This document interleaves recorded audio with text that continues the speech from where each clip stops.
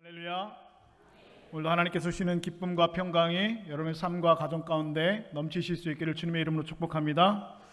또 예배를 통하여서 말씀 통하여서 우리의 마음들이 주님 안에서 평안하고 또한 기쁨이 넘침으로 말미암아 이 시간 영혼의 만족함을 얻는 저와 여러분 복된 시간 되실 수 있기를 다시 한번 주님의 이름으로 축복합니다. 얼마 전에 영국의 엘리자베스 2세 여왕이 돌아가셨죠. 이분이 평상시에 거주하는 곳은 영국의 버킹엄 궁전입니다. 그런데 평상시에는 주중에는 버킹엄 궁전에 계시다가 주말만 되면 그 왕실 소유의 윈저성이라고 하는 곳에서 주말을 보내셨다고 합니다. 거의 대부분의 주말을 버킹엄 궁전이 아니라 영국의 윈저성이라는 곳에서 주말을 보내셨다고 하는데요. 근데 재미있는 것은 이 여왕이 이 버킹엄 궁전을 떠나서 윈저성으로 이동을 하면 그 윈저성 탑 꼭대기 원형탑 꼭대기에는 왕실 깃발을 반드시 꼽아 놓는다고 합니다. 그 이유가 무엇인가? 왜 왕실 깃발을 꼽았는가? 바로 왕이 여기에 있다라고 하는 뜻이라고 합니다. 많은 그리스도인들이 나는 주님 안에 있다, 주님께서 우리 안에 계시다라고 고백하고 또 그렇게 믿고 있습니다. 그렇다면 지금 우리 안에 주님께서 계시는 증거가 무엇인가? 여왕이 계시는 증거가 그 왕실 깃발이 그 둥근 탑 안에 펄럭이고 있는 것이라면 우리 주님께서 우리 안에 계시는 증거의 깃발은 어떤 형태로 우리 삶 가운데 나타나는 것인가? 그것은 여러분 기쁨이라고 하는 깃발입니다. 내 안에 주님께서 계시는 사람은 항상 기쁨이 넘치는 삶을 살아갑니다. 하지만 기쁨을 완전히 잃어버렸다라고 하는 것은 지금 그 안에 주님께서 계시지 않는다라고 하는 증거가 될 수밖에 없다는 것이죠. 여러분 안에 주님께서 계신다면 그 증거는 반드시 어떤 형태로든 나타나야 합니다. 기쁨의 깃발이 하늘 높이 펄럭이고 있어야 합니다. 언제든지 어디서든지 누구나 다 그 깃발을 볼 수 있도록 예수 그리스도가 하는 여러분 안에 있는 기쁨의 깃발을 볼 수 있도록 그 삶의 기쁨의 깃발이 펄럭이고 있어야 합니다. 이 시간 여러분 모두가 지금 주님께서 내 안에 계십니다. 이 사실을 증거할 수 있도록 우리 주님 계시는 그 기쁨의 삶을 살게 되시기를 우리 주님의 이름으로 축복합니다. 자, 이렇게 우리께 주님께서 우리 안에 계시는 증거가 기쁨이라고 한다면 우리가 기뻐해야 되는데 이 기뻐하는 것이 내가 오늘부터 기뻐해야지 라고 해서 되는 그런 의지의 문제는 아니라는 것이죠. 나에게 어려운 일이 생겼습니다. 그런데 누군가 나에게 이렇게 말합니다. 집사님, 우리 주님께 하나님의 뜻은 기뻐하는 것입니다. 그러니까 기뻐해야죠. 어려운 일이 있어도 기뻐해야죠. 그 말을 듣고 그래요 집사님, 제가 기뻐하는 것을 깜빡했습니다. 이 순간부터 내가 기뻐하도록 하겠습니다. 벌써 기쁘기 시작하네요. 하하하. 이게 되는 게 아니라는 것이죠. 분명히 하나님의 뜻이 기뻐하는 것이라는 건 여러분 다 알고 계시죠? 그런데 어려운 일이 있어요. 그렇다고 내가 억지로 기뻐한다고 기뻐할 수 있는 의지의 문제가 아니라는 것이죠. 내가 기뻐해야 하지 않나? 하하하. 기뻐하는 것이 기쁘게 되는 것이 아니라는 것입니다. 기뻐하는 것은 겉으로 드러나는 행동의 문제가 아니라 전적으로 우리의 마음의 문제이기 때문에 그렇습니다. 그래서 항상 기뻐하려면 우리 마음 안에 계속해서 기뻐할 수 있는 어떤 원인이 반드시 제공이 돼야 된다고 하시죠. 하지만 우리가 사는 현실 그렇지 못합니다. 세상 사는 동안에 걱정할 일이 너무나도 많이 있습니다. 아침에 눈을 뜨면 걱정으로 시작해서 저녁에 잠들 때까지 염려하고 걱정하고 어려운 일들이 가득합니다. 잠을 자면서도 심지어는 꿈속에서도 걱정을 합니다. 심지어는 어떤 분은 걱정거리가 없어지면 내가 이렇게 걱정 안 해도 되나 하면서 만들어서 걱정을 하시는 분도 있더라는 거예요. 여러분은 어떻습니까? 아침부터 저녁까지 얼마나 여러분 수많은 염려와 걱정 가운데 여러분 살아가고 계십니까? 구두를 닦는 사람이 있었습니다. 이분이 사는 것이 너무 힘들고 고달파서 인생 역전을 꿈꾸면서 복권을 하나 샀습니다. 그런데 이 복권이 1등에 당첨이 됐어요. 1등에 당첨이 됐구나.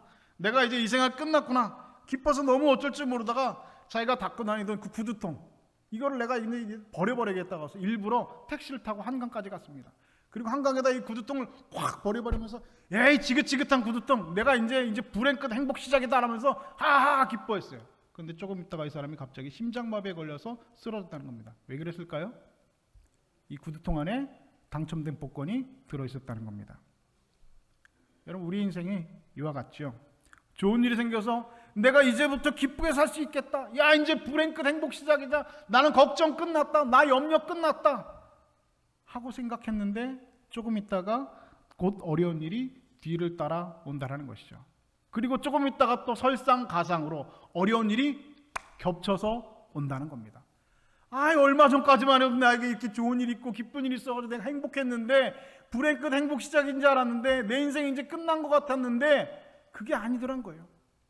산 넘어 산이라고, 설상가상이라고 어려운 일이 이어서 계속해서 뒤를 따라온다는 것입니다. 그래서 기뻐하다가도 이내 낙심하고 절망하고 고개를 푹 숙이면서 한숨 쉬는 일들이 우리의 인생 가운데 있다라고 하는 것이죠.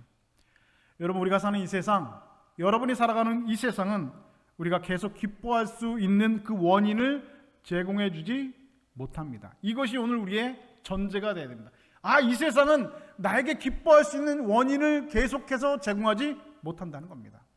한번 제공할 수 있겠죠. 어쩌다 한번 제공할 수 있겠죠. 로또 한번 맞아가지고 엄청 기쁠 수 있겠죠. 기쁜 일 때문에 원인을 한 번은 제공할 수 있겠죠. 몇 번을 제공해 줄 수 있겠죠. 그러나 그 기쁨이 계속해서 우리의 삶 가운데 연속적으로 제공되지는 않는다는 것입니다. 그래서 그것 때문에 우리가 계속 항상 기뻐할 수는 없다는 겁니다. 세상은 그렇다는 겁니다. 세상이 주는 기쁨은 그렇다라는 것이죠. 한시적인 기쁨이라는 것입니다. 제한적인 기쁨이라는 것입니다. 여러분 어떻습니까? 동의하십니까? 그렇지요. 세상은 세상이 주는 기쁨은 그런 기쁨입니다. 그러면 우리가 오늘 우리에게 주신 말씀대로 항상 기뻐할 수 있는 방법은 무엇일까? 사도 바울은 우리에게 기뻐하라고 했는데 어떻게 기뻐하라고 했냐면 항상 기뻐하라는 거예요. 항상 기뻐하라. 어떤 순간에도 기뻐하라는 것입니다. 그 기쁨이 우리 안에 있어야 된다는 것입니다. 주님께서 주시는 기쁨이 우리 가운데 있어야 된다는 것이죠. 오늘 본문은 우리에게 이렇게 말씀합니다. 너희 관용을 모든 사람에게 알게 하라. 주께서 가까우시니라 말씀하고 있습니다. 여기에서 관용이라고 하는 헬라어 단어는 에피케스라고 하는데요. 이 뜻은 부드럽게 하다, 따뜻하게 하다라고 하는 뜻을, 이 관용이라는 뜻을 가지고 있다는 것입니다. 어떤 일을 만나도 조급해하거나 화를 내는 것이 아니라 여유가 있고 온화한 모습을 보여주는 것, 이것이 오늘 본문이 말하고 있는 관용이라는 단어의 뜻입니다. 그 이유가 무엇입니까? 온화하고 따뜻하게 모든 사람에게 대해야 될 이유가 무엇이냐? 주께서 가까우시니라. 이유가 그것이라는 것입니다. 이 말씀 여러분 두 가지로 해석할 수 있는데요. 이 가깝다라고 하는 단어는 헬라어로 에쿠스라고 하는데, 이 에쿠스라는 단어는 시간과 장소에 사용되는 말입니다. 다시 말해서 이 단어는 시간이 가까이 왔다라는 뜻으로도 사용될 수 있고 장소가 가깝다라는 뜻으로도 사용될 수 있습니다. 그래서 이 말은 너희 관용을 모든 사람에게 알게 하라. 주님께서 다시 오실 날이 가까이 왔다라는 시간적인 개념으로 해석할 수도 있고, 다시 말해서 너희 관용을 모든 사람에게 알게 하라. 주님께서 가까이 계신다라고 하는 장소의 개념으로도 해석할 수가 있습니다. 저는 전자보다 후자가 더 문맥상으로 맞는 해석이라고 생각이 됩니다. 다시 말해서 너희 관용을 모든 사람에게 알게 하라. 너희가 부드럽고 따뜻하게 대하는 것을 모든 사람에게 그렇게 하라. 그 이유가 무엇이냐? 주님께서 너희와 가까이 계시기 때문이다라는 것입니다. 우리가 어떤 일을 만나도 조급해하거나 당황하지 않고 여전히 부드럽게 온화한 모습으로 살 수 있는 것은 바로 주님께서 지금 내 곁에 함께 계시기 때문입니다. 오늘 우리가 읽은 이 빌립보서는요, 여러분 다 아시는 것처럼 바울의 옥중 서신입니다. 사도 바울이 감옥에 갇혀서 쓴 서신이란 말이죠. 억울하게 감옥을 갇혔습니다. 빌립보에서 귀신 들린 여종을 만났는데 이 여종의 주인이 이 여종을 통하여서 점을 쳐가지고 돈을 받는데, 돈을 버는 사람인데 바울이 이 여종을 귀신을 내쫓아서 여종을 고쳐줬다는 것이죠. 그러니까 주인이 이 귀신이 나가고 나니까 점을 칠 수 없으니까 수입이 없어지게 됐죠. 그것 때문에 화가 나서 바울을 고발했다는 것입니다. 그래서 사도 바울이 누명을 씌워서 감옥에 갇히게 되었습니다. 억울하게 그 빌립보 감옥에 갇혔습니다. 옷을 벗기고 수없이 많은 매를 맞았습니다. 지하 깊은 감방에 갇혀서 발에 착고를 차고 있습니다. 그런데 바울은 감옥 밖에 있는 사람들에게 그 시간에 펜을 들어서 지금 편지를 쓰고 있습니다. 뭐라고 쓰고 있습니까? 주 안에서 항상 기뻐하라. 내가 다시 말하노니 기뻐하라. 어디서요? 감옥에서. 지금 감옥에 있습니다. 주 안에서 기뻐하라. 내가 다시 말하노니 기뻐하라고 감옥 밖에 있는 사람들에게 감옥 안에 있는 사람이 쓰는 말이 너희가 기뻐하라는 겁니다. 그는 넉장밖에 되지 않는 이 짧은 서신서에서 16번이나 기뻐하라는 말을 반복해서 사용하고 있습니다. 그래서 여러분 빌립보서를 무슨 서신이라고 말하느냐? 기쁨의 서신이라고 말하잖아요. 그 감옥에 있으면서 자신은 지금 감옥에 갇혀 있는데 감옥 밖에 있는 사람들에게 기뻐하라는 겁니다. 여러분 감옥에 갇혔는데 기뻐할 수 있을까요? 감옥에 여러분 갇혔다고 한번 생각해 보시죠. 사람이 가지 말아야 될 것 중에 하나가 여러분 감옥이죠. 그런데 바울은 그 감옥에 갇혀 있으면서 감옥 밖에 있는 사람들에게 오히려 항상 기뻐하라고 말하고 있다는 것입니다. 바울은 전혀 기뻐할 수 없는 상황 속에서 그 감옥 안에서 이렇게 기뻐하며 오히려 감옥 밖에 있는 사람들에게 기뻐하라고 권면할 수 있었던 그 이유가 무엇일까? 주께서 가까우시니라. 다시 말해서 내가 지금 감옥에 갇혀있는 이 감옥 안에도 주님께서 나와 함께 계심을 그는 분명히 믿고 있었기 때문입니다. 다시 말해서 감옥 밖에서 주님과 함께 있지 않은 사람보다 감옥 안에서 주님과 함께 가까이 있는 내가 훨씬 더 기쁘다는 겁니다. 그러니까 너희가 주님과 함께 가까이 있으면서 항상 기뻐하라는 겁니다. 세상은 너희에게 영원한 기쁨을 주지 못하니까, 세상은 너희에게 지속적인 기쁨을 주지 못하니까 주님과 가까이 있으면 항상 기뻐하라는 겁니다. 나는 지금 감옥에 있지만 주님과 가까이 있기 때문에 기쁘다라고 바울은 고백하고 있는 것입니다. 여러분 기쁨은 소유에서 나오지 않습니다. 기쁨은 관계에서 나오는 겁니다. 여러분 어떻게 생각하십니까? 소유에서 기쁨이 오겠습니까? 관계에서 기쁨이 오겠습니까? 반드시 여러분 기쁨은 관계 속에서 나오는 겁니다.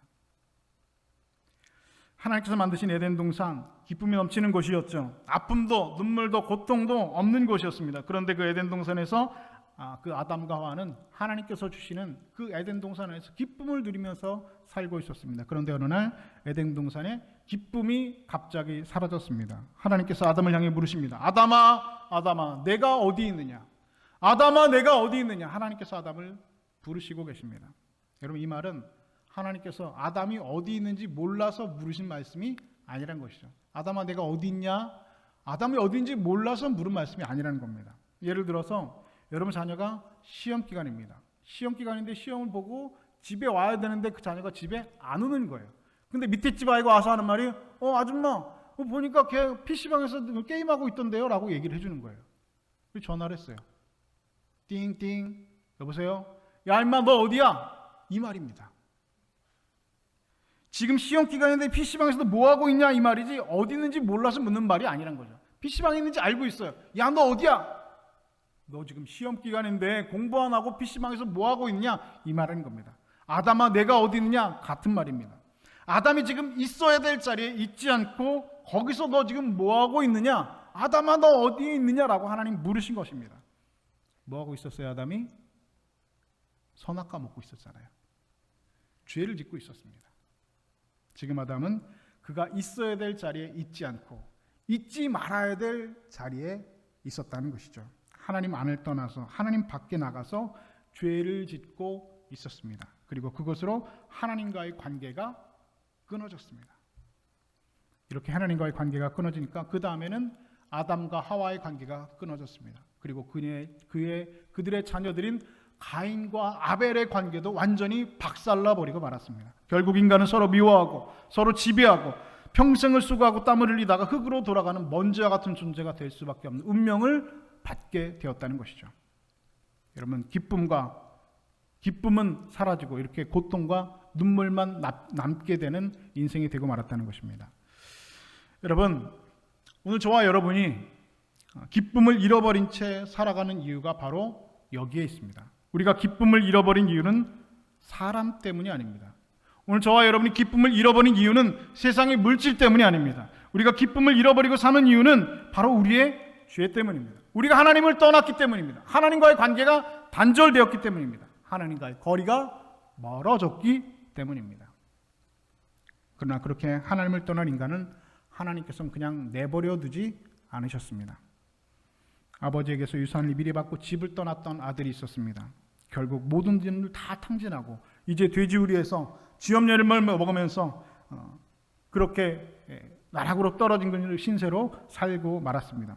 그 인생의 기쁨이 완전히 사라져버리고 말았습니다. 돈 있었을 땐 기뻤죠. 돈 있었을 땐 친구들이 있었죠. 기쁨의 잔치를 벌였습니다. 그런데 그 돈을 다 탕진하고 나니까 기쁨이 사라져버리고 돼지우리에서 쥐염열매를 먹는 신세 되었다는 것입니다. 기쁨이 완전히 사라졌다는 것입니다. 그래서 그 아들은 그 자리에서 일어나서 아버지께로 돌아가기로 마음을 먹었습니다. 그런데 아버지는 돌아오는 그 아들을 한눈에 알아보고 먼 거리에서부터 달려왔다고 성경은 기록하고 있습니다. 누가복음 15장 20절은 그 아버지를 이렇게 기록하고 있습니다. 아직도 거리가 먼데 아버지가 그를 보고 측은히 여겨 달려가 목을 안고 입을 맞추니. 아들이 달려간 게 아니에요. 누가 달려갔다고요? 아버지가 달려갔다. 달려가서 목을 안고 입을 맞췄다. 집을 떠날 때는 좋은 옷 입고 있었죠. 그런데 아들은 지금 누더기 옷을 입고 있습니다. 집을 떠날 때는 멀끔했던 머리가 지금은 산발을 하고 있습니다.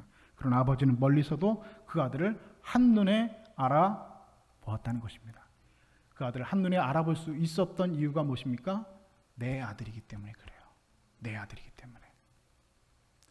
저희 모친께서 한 번은 그런 얘기를 하시더라고요. 제가 국민학교 1학년 때 여기다가 손수건을 달고 입학을 했는데 제가 입학할 때만 해도 한 반에 70명, 80명 그럴 때잖아요. 그렇죠? 그리고 그 한 반에 70명, 80명의 반이 한 10반, 11반, 12반 이랬던 거예요. 그러니까 입학생들이 거의 1000명 가까이 되는 학생들이 이렇게 운동장에 모여 있는 겁니다. 1000명의 아이들이 입학을 하는데 1000명의 아이들이 쭉 이렇게 서 있는데 거기에서 아들을 찾는 거예요.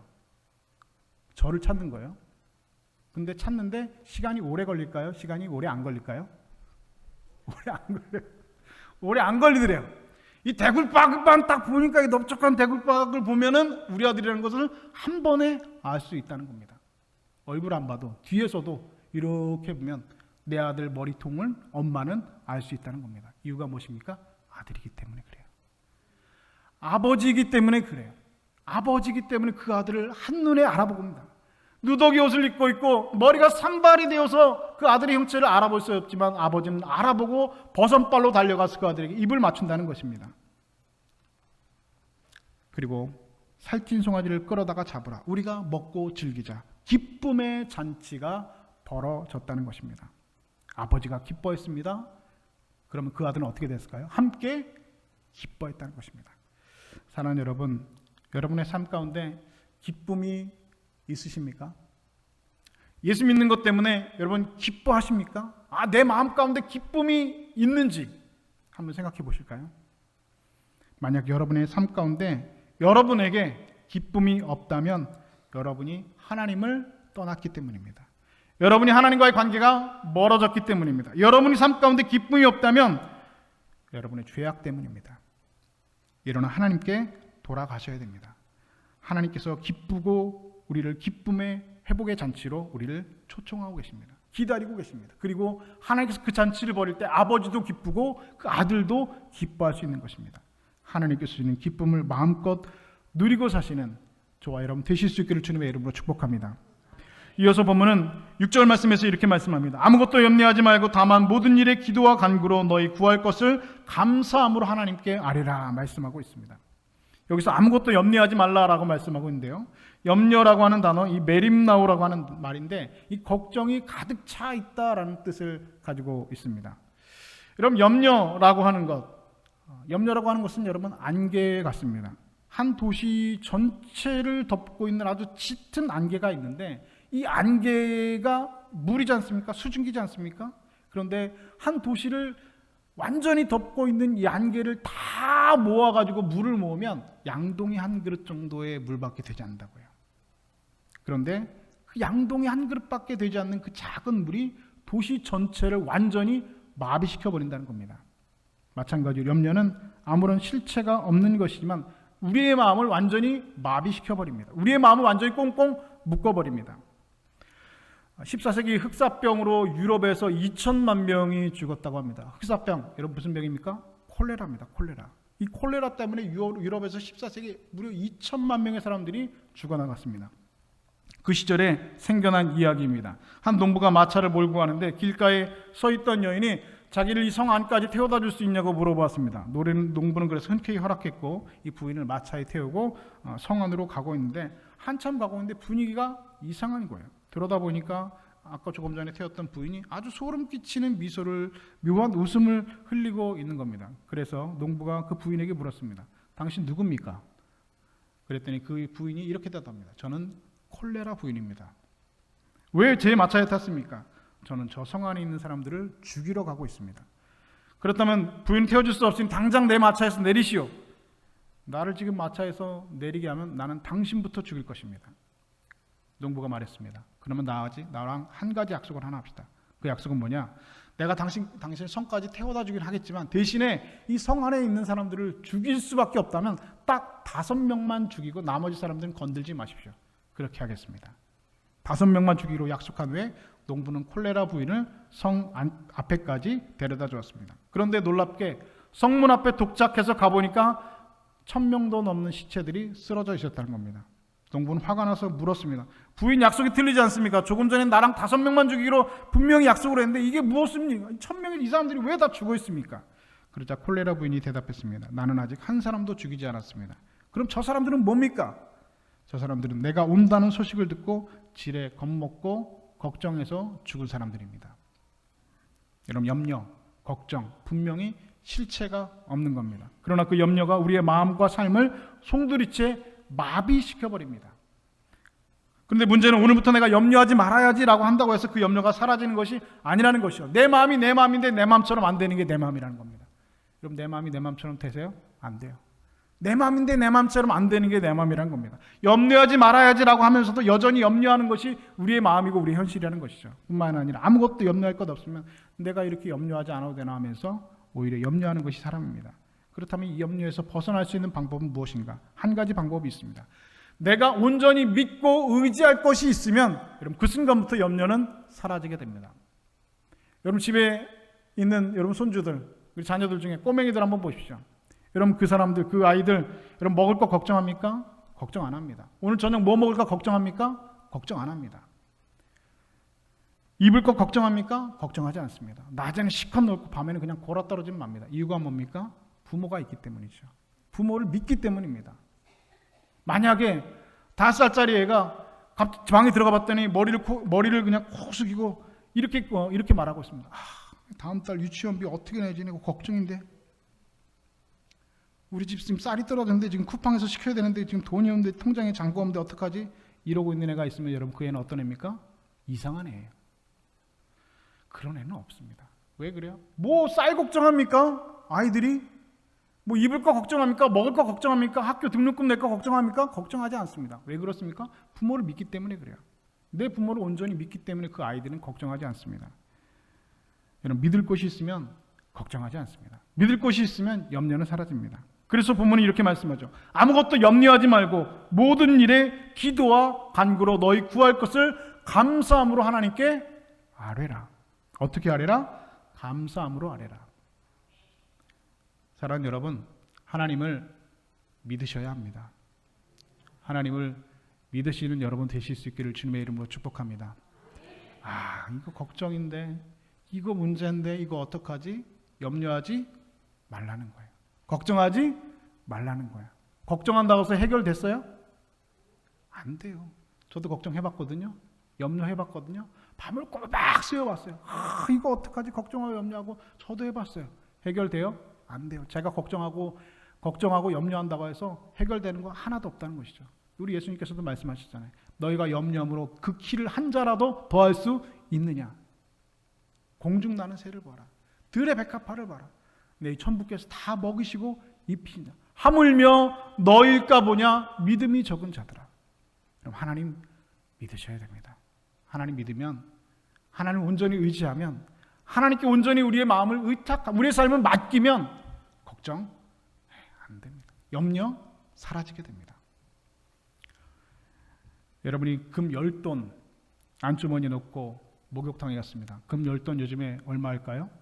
제가 어저께 금 한 돈의 시세를 찾아보니까 한 돈에 30만 원 하더라고요. 이렇게 금 한 돈 예전에 그렇게 안 했는데, 그죠? 예전에 몇만 원이 금 한 돈 샀는데 요즘에 30만 원이 넘더라고요. 10돈이면 얼마예요? 300만 원. 금 10돈 주머니에 넣고 목욕탕에 갔습니다. 그런데 목욕탕 카운터에 이렇게 써 있습니다. 귀중품은 주인에게 맡기시오. 맡기지 않은 물건은 책임지지 않습니다. 주인장 100 딱 써 있습니다. 여러분, 귀중품 주인에게 맡기면 주인이 맡아준다는 겁니다. 그런데 맡기지 않으면 책임 안 진다는 겁니다. 여러분이 하나님께 맡긴다면 하나님께서 책임지실 것입니다. 그러나 맡기지 않는다면 옷장 안에 있는 금덩어리 때문에 목욕하는 내내 걱정하고 불안하고 염려할 수밖에 없습니다. 오늘 여러분의 모든 염려와 걱정 주님께 맡기시는 믿음의 사람 되실 수 있기를 주님의 이름으로 축복합니다. 여러분이 걱정하고 염려한다고 해서 변하는 거 아무것도 없고 기도 잘하지 않고 아무것도 해결되는 건 없습니다. 오히려 여러분 건강해지고 여러분 뼈만 마르고 여러분 건강만 해치고 여러분 살만 빠진다는 겁니다. 하나님께 믿음으로 아무것도 염려하지 말고 오직 모든 일에 기도와 간구로 감사함으로 너희 구할 것을 감사함으로 하나님께 아뢰라. 그리하면 모든 지각에 뛰어난 하나님의 평강이 무엇가요? 하나님의 평강이 너희의 마음과 생각을 지키시리라. 할렐루야. 맡긴다는 것이죠. 그리하면 사람으로서는 감히 생각할 수 없는 하나님의 평안, 그리스도 예수를 믿는 여러분의 마음과 생각을 지켜주실 것이다. 이것이 여러분 원래 가지고 있는 의미가 되어집니다. 다윗에게 압살롬이라고 하는 아들이 있었습니다. 이 아들이 얼마나 잘생긴 아들인지 몰라요. 그래서 다윗은 이 아들을 참 사랑했습니다. 그런데 이 압살롬이라는 아들이 아버지에게 반역을 했습니다. 칼을 빼들고 아버지를 죽이겠다고 쫓아왔습니다. 그래서 아버지 다윗은 이 아이 압살롬을 피해서 맨발로 도망가고 신발도 신지 못하고 기드론 시냇가를 건넜다라고 성경은 기록하고 있습니다. 그야말로 처절한 고통과 비통함에 젖어 있습니다. 이유가 무엇입니까? 어떻게 아들이 아버지를 죽이겠다고 쫓아옵니까? 여러분, 그런 일을 만났다고 한번 상상해 보시죠. 여러분 자녀가 나 죽이겠다고 칼 빼들고 쫓아온다고 생각하십시오. 세상에 여러분 이런 일이 여러분 이런 고통, 이런 비통함을 느낄 수 있는 일들이 얼마나 많이 있겠습니까? 그런데 다윗은 그런 비통함의 심정을 지금 느끼고 있습니다. 그래서 저는 다윗은 시편 3편 1절 2절에서 이렇게 하나님 앞에 그 시절에 호소합니다. 여호와여, 나의 대적이 어찌 그리 많은지요. 일어나 나를 치는 자가 많으니이다. 많은 사람이 나를 대적하여 말하기를 그는 하나님께 구원을 받지 못한다 하나이다 하면서 그의 비통한 심정을 하나님 앞에 호소하고 있습니다. 그런데 이어서 시편 3절 5절에서 그는 하나님께 이렇게 고백합니다. 내가 누워 자고 깨었으니 여호와께서 나를 붙드심이라. 천만인이 나를 에워싼다 진친다 할지라도 나는 두려워하지 아니하리이다. 할렐루야. 그 아들이 지금 나를 죽이겠다고 쫓아오는데 잠을 잘 잤다는 겁니다. 누워 자고 잘 일어났다는 겁니다. 이유가 무엇입니까? 여호와께서 나를 붙드심이라. 하나님께서 나를 붙드시니까 아들이 지금 나를 쫓아와서 내가 지금 도망가는 그 상황 가운데서도 잠을 잘 자고 잘 일어났다는 겁니다. 천만인이 나를 에워싸 진칠지라도 나는 두려워하지 아니하다. 이유가 무엇입니까? 여호와께서 나를 붙드시기 때문에, 하나님께서 나와 가까이 계시기 때문에, 주님께서 나와 함께 계시기 때문에 잘 자고 잘 일어난다는 겁니다. 걱정하고 염려되지 안 된다는 것이죠. 하나님을 가까이 하는 사람, 하나님 앞에 서서 하나님께 간구하는 사람에게는 여러분 이와 같은 평안, 이와 같은 평강이 있다라는 것입니다.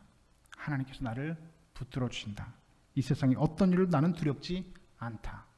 다윗이 이렇게 고백할 수 있었던 이유가 무엇입니까? 그의 경험적 은혜가 있었기 때문이죠. 이전에도 하나님께서 나를 이렇게 구해 주셨으니 앞으로도 하나님께서 나를 이렇게 구해 줄 것이다 라고 믿는 겁니다. 다윗의 믿음 여러분 경험적 믿음입니다. 예전에 하나님께서 나를 이렇게 도와주셨다는 겁니다. 예전에서 고베 발톱과 사자의 발톱에서 나를 이렇게 도와주셨으니 이 골리앗 앞에서도 하나님께서 나를 도와줄 것이다. 이 골리앗 앞에서도 하나님께서 나를 도와주셨으니 이 아들이 나를 죽이겠다는 이상한 가운데서도 하나님께서 나를 도와줄 것이다. 천만인이 나를 두려워할지라도 난 두렵지 않다. 왜요? 하나님께서 나를 붙드시기 때문에. 예전에도 나와 함께 하셨던 하나님, 지금도 나와 함께 하시고 앞으로도 나와 함께 하실 것이다라는 믿음이 다윗에게 있었기 때문에 잘 자고 잘 먹고 잘 깨어서 걱정하지 않고 두려워하지 않는다는 것입니다. 이것이 여러분 다윗입니다. 이 믿음이 여러분 가운데 있기를 주님의 이름으로 축복합니다. 예전에 여러분과 함께 하셨던 그 하나님은 지금도 함께 하시고 앞으로도 여러분의 삶 가운데 어려운 일이 있을 때마다 여러분과 함께 하신다는 그 사실을 믿으시는 여러분 되실 수 있기를 주님의 이름으로 축복합니다. 사람의 이론은 생각할 수 없는 하나님의 평안이 여러분의 삶 가운데 넘치실 수 있기를 우리 주님의 이름으로 다시 한번 축복합니다. 사랑하는 여러분, 여러분의 마음의 진정한 기쁨, 세상이 주는 기쁨 말고요, 하나님께서 주시는 그 기쁨, 하나님께서 주시는 그 평강을 여러분 누리고 살고 싶으십니까? 그렇다면 아무리 거센 바람이 분다고 해도 전혀 흔들리지 않는 깊은 바다처럼 요동하지 않는 그런 평안 누리고 계시고 살고 싶으십니까? 그렇다면 먼저 하나님을 가까이 하십시오. 하나님과 떨어지지 말고 하나님과 가까이 하십시오.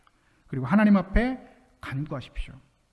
하나님께서 주시는 하늘의 평안, 하늘의 평강이 여러분과 함께하는 그런 은혜의 삶, 그런 평강의 삶을 살아가는 저와 여러분 다 되실 수 있기를 우리 주님의 이름으로 간절히 축원드립니다.